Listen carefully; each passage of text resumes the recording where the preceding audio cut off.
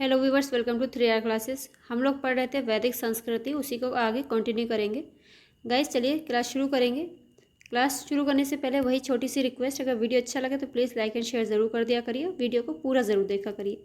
चलिए शुरू करेंगे। वैदिक युगीन कुछ जो प्रमुख शब्दावलियाँ हैं उनका अर्थ क्या है, ये क्वेश्चन में पूछा जाता है।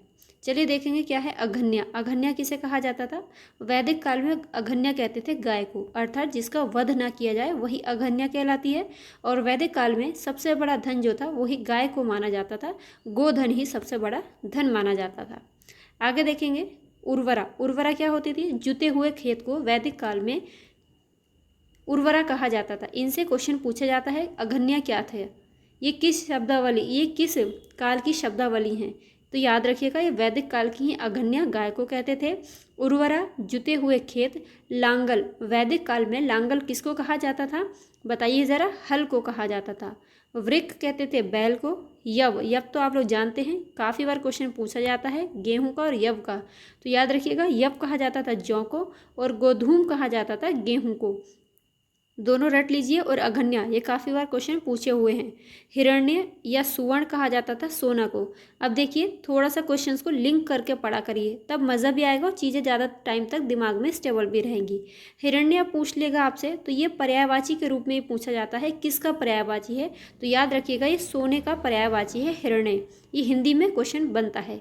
करीश कहा जाते थे गोबर की खाद को, वैदिक काल में करीश कहते थे। बेकनाट क्वेश्चन पूछा हुआ है। ऋण देकर ब्याज लेने वाला वर्ग जो था वो बेकनाट कहलाता था। तंदुल आप लोग जानते ही हैं पहले से, इसको कहते थे धान को तंदुल, और व्रीहि कहा जाता है चावल को। आगे मूव करेंगे। लोपामुद्रा ऋषि अगस्त्य की पत्नी थी। कल हमने इनके बारे में पढ़ा था। अगर आप लोगों ने पिछला वीडियो नहीं देखा तो उसको ज़रूर देखिए। किसी भी वीडियो को पूरा लिंक करके शुरू से आखिर तक देखा करिए, तभी समझ में आता है कि क्या बात चल रही है उसमें। आर्यों का समाज कैसा था? क्वेश्चन बनता है पितृ प्रधानता। पितृ प्रधानता आर्यों का समाज। समाज की सबसे छोटी इकाई परिवार या कुल थी, जिसका मुखिया पिता होता था, जिसे कुलप कहा जाता था। ये क्वेश्चन पूछा गया है कि वैदिक काल में या आर्य समाज में पिता को कुलप किसको कहा जाता था? तो याद रखिएगा परिवार का मुखिया पिता को कुलप कहा जाता था। थोड़ा सा आप लोगों अभी यहाँ पे देखा कि पितृ प्रधान था, आर्यों का समाज था। आप लोग बताइए हड़प्पा सभ्यता कैसी थी? मातृ सत्तात्मक थी या पितृ सत्तात्मक थी? स्त्रियों को पति के साथ यज्ञ कार्य में भाग लेने की स्वतंत्रता थी। वैदिक काल में स्त्रियों की स्थिति थोड़ी अच्छी थी। बाल विवाह एवं पर्दा प्रथा का प्रचलन नहीं था। विधवा अपने मृतक पति के छोटे भाई यानी देवर के साथ विवाह कर सकती थी। इसे नियोग प्रथा कहा जाता था। आजीवन अविवाहित रहने वाली महिलाओं को अमाजू कहा जाता था। ये क्वेश्चन भी पूछा हुआ है। अमाजू क्या था? तो वैदिक काल में आजीवन अविवाहित रहने वाली महिलाओं को अमाजू कहा जाता था।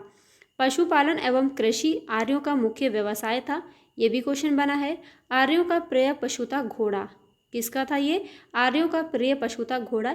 यहाँ से क्वेश्चन स्टेटमेंट के रूप में पूछा गया था कि आर्यों का और ये हड़प्पा सभ्यता के बारे में ये पूछा गया था, तो याद रखिएगा। आर्यों के सर्वाधिक प्रिय देवता थे इंद्र। ऋग्वैदिक काल के लोग लोहे का प्रयोग नहीं करते थे। ये बहुत ही इम्पोर्टेंट लाइन है, इसको याद रखिएगा। ऋग्वैदिक काल के लोग लोहे का प्रयोग नहीं करते थे। उत्तर वैदिक काल में प्रयोग की जाने वाली धातु श्याम अयस अथवा कृष्ण यश की चर्चा मिलती है। अयस किसे कहते हैं? लोहे को कहा जाता है। श्याम मतलब काला, ठीक है। श्याम अयस या कृष्ण अयस की चर्चा कहाँ पर मिलती है? तो उत्तर वैदिक काल में मिलती है। अगर आपसे क्वेश्चन पूछ ले कि लोहे का प्रयोग कब आपको मिलता है, तो ऋग वैदिक काल नहीं जाएंगे, ना ही हड़प्पा सभ्यता जाएंगे, उत्तर वैदिक काल के साथ जाइएगा। ठीक है, क्वेश्चन यहाँ से पूछा हुआ है। लेन देन में वस्तु विनिमय प्रणाली प्रचलित थी। व्यापार वाणिज्य का कार्य पणि वर्ग के लोग करते थे। अग्नि की पूजा मनुष्य एवं देवता के बीच मध्यस्थ की भूमिका निभाने वाले देवता के रूप में की जाती थी। ऋग्वेद में गंगा नदी का एक बार और यमुना नदी का उल्लेख 3 बार हुआ है। क्वेश्चन पूछा गया था कि ऋग्वेद में सबसे अधिक बार किस नदी का उल्लेख हुआ है, तो आप लोग कल की क्लास ज़रूर देखिएगा, उसमें आपको क्वेश्चन मिलेगा। ऋग्वेद में गंगा नदी का कितनी बार उल्लेख हुआ है? 1 बार, और यमुना नदी का हुआ है 3 बार। मुंडकोपनिषद में यज्ञ की तुलना टूटी नाव से की गई है। यज्ञ की तुलना किससे की गई है? टूटी नाव से की गई है। कहाँ पर? मुंडकोपनिषद में। वैदिक काल में सोने के आभूषण या सिक्के को निष्क कहा जाता था। यहाँ से भी क्वेश्चन पूछा हुआ है। सोने के आभूषण या सिक्के निष्क कहलाते थे। कहाँ, कब? वैदिक काल में। स्टेटमेंट के रूप में यहीं से क्वेश्चन पूछ लेगा कि वैदिक काल में चांदी के सिक्के, आभूषण या सिक्के निष्क कहलाते थे, तो क्वेश्चन गलत हो जाएगा। तो याद रखिएगा, जो सोने के सिक्के थे वही क्या कहलाते थे? निष्क कहलाते थे वैदिक काल में। अब वैदिक कालीन संहिता देखिए, इंपॉर्टेंट है, इसका स्क्रीनशॉट रखिएगा, यहाँ से क्वेश्चन बहुत पूछा जाता है। 4 वेद हैं, पिछली क्लास में हम लोगों ने देखा है, इंपॉर्टेंट है। ऋग्वेद का ब्राह्मण की बात करेंगे, फिर इसका आरण्यक देखेंगे और उपनिषद देखेंगे। यहाँ से क्वेश्चन अलग अलग एग्जाम में अलग अलग तरीके से पूछे जाते हैं, इंपॉर्टेंट है, ध्यान से देखिएगा। ऋग्वेद का ब्राह्मण का नाम है ऐत्रेय और कौशितकी, तथा इसके आरण्यक भी कौन से हैं? ऐत्रेय और कौशितकी, इसके ब्राह्मण और आरण्यक सेम है। ऐत्रेय कौशितकी इसके ही उपनिषद हैं। तो एकदम रट लीजिएगा इसको, ऐत्रेय कौशितकी ये ऋग्वेद के ब्राह्मण, आरण्यक और उपनिषद हैं। अभी ये सारी चीज़ें बहुत इजी लग रही है, जब ये क्वेश्चन के रूप में आपके सामने आएंगी तभी बहुत ज़्यादा कन्फ्यूजन क्रिएट करेंगी। इसलिए इसका एक ही सॉल्यूशन है, बार बार चीज़ों को सुनिए और बार बार उसका रिवाइज करिए। सामवेद, संगीत के बारे में यहाँ से जानकारी मिलती है। तांडे और जैमिनी इसका ब्राह्मण है। जैमिनीय और छांदोग्यारण्यक इसका आरण्यक है, जबकि छांदोग्य और जैमिनी इसका उपनिषद है। यजुर्वेद तैत्तिरीय शतपथ ब्राह्मण है। तैत्तिरीय शतपथ इसका आरण्यक है। बृहदारण्यक और कठोपनिषद इसका उपनिषद है। अथर्ववेद का ब्राह्मण है गोपथ। काफ़ी बार क्वेश्चन पूछा गया है कि गोपथ ब्राह्मण किस वेद का है, तो याद रखिएगा अथर्ववेद का ब्राह्मण का नाम है गोपथ और इसके उपनिषद का नाम है मुंडकोपनिषद और या मांड्योकोपनिषद। क्लियर? किसी बात का कन्फ्यूजन हो तो दोबारा से देख लीजिएगा, इंपॉर्टेंट है। पुरुष मेद यज्ञ का सबसे पहला प्रयोग जो होता है, पुरुष मेद यज्ञ का उल्लेख शतपथ ब्राह्मण में है। गोत्र शब्द का सर्वप्रथम उल्लेख कहाँ पर मिला है? ऋग्वेद में गोत्र शब्द का सबसे पहले उल्लेख हुआ है। ऋग्वेद की मूल लिपि कैसी थी? याद करिएगा, क्वेश्चन पूछा हुआ है, ब्राह्मी इसकी लिपि थी। जंगल की देवी को अरण्यानी कहा जाता था। अरण्य का मतलब क्या होता है? अरण्य का मतलब ही जंगल होता है, जंगल, अरण्य, कानन, याद रखिएगा। इसका पर्यायवाची भी मिल गया जंगल या वन का, और उसके जंगल की जो देवी थी वो अरण्यानी कहलाती थी। ऋग्वैदिक कालीन नदियां हैं, इंपॉर्टेंट हैं, इनके प्राचीन नाम और आधुनिक नाम पूछे जाते हैं।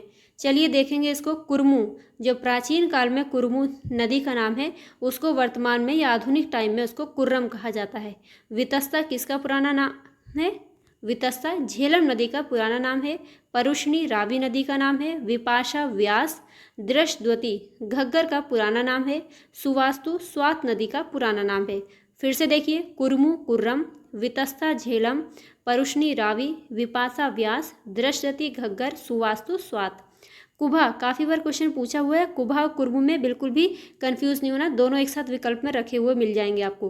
कुरमू और कुर्रम, कुरमू का प्राचीन नाम, जो कुर्रम नदी है इसका प्राचीन नाम है कुरमू, जबकि काबुल नदी का प्राचीन नाम है कुभा। कुभा किसका नाम है?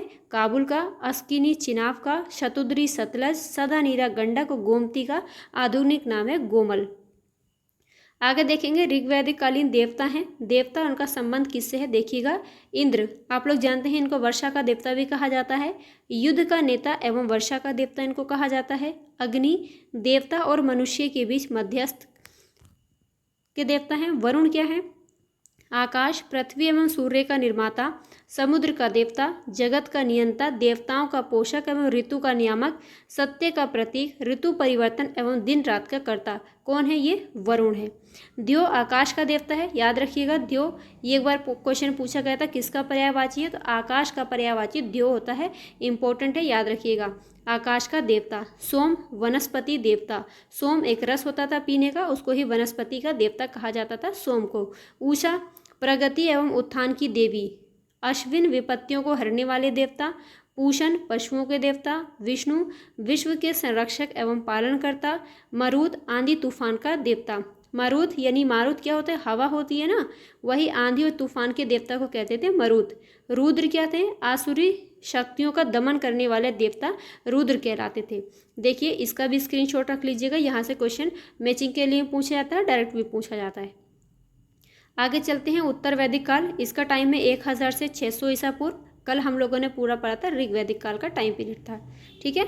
अगर गाइस क्लास अच्छी लग रही है तो प्लीज़ लाइक एंड शेयर जरूर कर दीजिएगा। उत्तर वैदिक काल का इतिहास मुख्यतः यजुर्वेद, सामवेद, अथर्ववेद और ब्राह्मण ग्रंथ, आरण्यक, उपनिषद ग्रंथों पर आधारित है। इस काल में वर्ण जन्म के आधार पर निर्धारित होने लगा था। इस काल के लोग लोहे के हथियारों का प्रयोग करते थे। इंपॉर्टेंट है, बहुत बार क्वेश्चन ये स्टेटमेंट के रूप में डायरेक्ट भी पूछा हुआ है, एकदम रट लीजिएगा इसको। लोहे का प्रयोग उत्तर वैदिक काल में किया जाता है। इस सभ्यता का विस्तार गंगा यमुना द्वार तक विस्तारित हो गया था। उत्तर वैदिक काल में आजीविका का मुख्य आधार कृषि हो गया था। कृषि तो ज़्यादातर सभी का ये मुख्य आधार था, याद रखिएगा।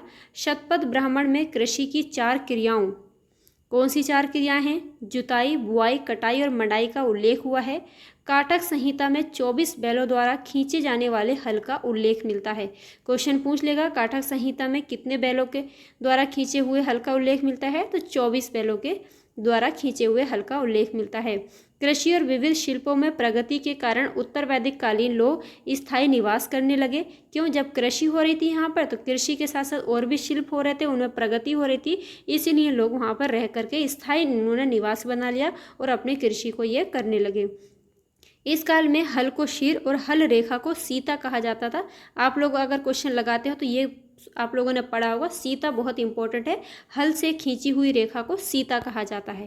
क्लियर? आगे मूव करेंगे। उत्तर वैदिक काल में मुद्रा की इकाई निष्क और शतमान थी।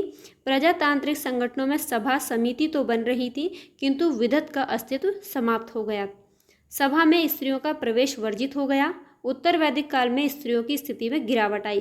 क्वेश्चन यहीं से पूछा जाता है। ऋग वैदिक काल में स्त्रियों की स्थिति कैसी थी? अच्छी थी, लेकिन उत्तर वैदिक काल के आते आते ही स्त्रियों की स्थिति में थोड़ी सी क्या आती है? गिरावट आती है। शतपथ ब्राह्मण में इस काल की अनेक विदुषी महिलाओं जैसे कि गार्गी, मैत्री आदि का उल्लेख मिलता है। इस काल में गोत्र प्रथा स्थापित हुई। गोत्र का शाब्दिक अर्थ होता है गोष्ठ, या वह स्थान जहाँ समूचे वेदों को समझने के लिए 6 वेदांगों की रचना की गई। देखिए इसकी लाइन यहाँ पर है, गोष्ठ या वे स्थान जहाँ समूचे कुल का गोधन पाला जाता था, उसी को गोष्ठ कहा जाता था। ठीक है, लेकिन कालांतर में एक ही मूल पुरुष से उत्पन्न लोगों के समुदाय के अर्थ में ये शब्द रूढ़ हो गया। पूषण क्या होता था? पूषण जो पशुओं का रक्षक देवता था, अब शूद्रों का ये देवता हो गए थे पूषण। उपनिषदों में स्पष्टता यज्ञों एवं कर्म कांडों की निंदा की गई थी तथा ब्रह्म की एकमात्र सत्ता स्वीकार की गई। वेदांग कितने हैं? 6 प्रकार के वेदांग होते हैं। इनकी 6 वेदांगों की रचना की गई। इनको एकदम से याद रखिएगा, क्वेश्चन यहाँ से पूछा जाता है कि निम्नलिखित में से कौन सा वेदांग नहीं है। तो याद रखिएगा, शिक्षा एक वेदांग है। वेद के अंग क्या है? नाक। निरुक्त क्या होते हैं? ये वेदांग के कान होते हैं। ज्योतिष नेत्र होते हैं। कल्प हाथ हैं। व्याकरण मुख हैं और छंद इनके वेदों के पांव होते हैं। ठीक है, फिर से देख लीजिएगा, शिक्षा, निरुक्त, ज्योतिष, कल्प, व्याकरण और छंद, ये 6 वेदांग हैं और 4 वेद होते हैं। क्वेश्चन पूछा जाता है डायरेक्ट कि कितने वेदांगों की संख्या कितनी है, तो ऑप्शन में 6 और 4 7 रहता है। जल्दी से क्वेश्चन नहीं पढ़ा, लोग 4 लगाते चल देते हैं। तो याद रखिएगा, वेदांगों की संख्या 6 होती है। शिक्षा, वेद के अंग नाक, निरुक्त जो होते हैं कान कहलाते हैं, ज्योतिष नेत्र कहलाते हैं, कल्प हाथ, व्याकरण मुख और छंद जो होते हैं वो पाँव कहलाते हैं।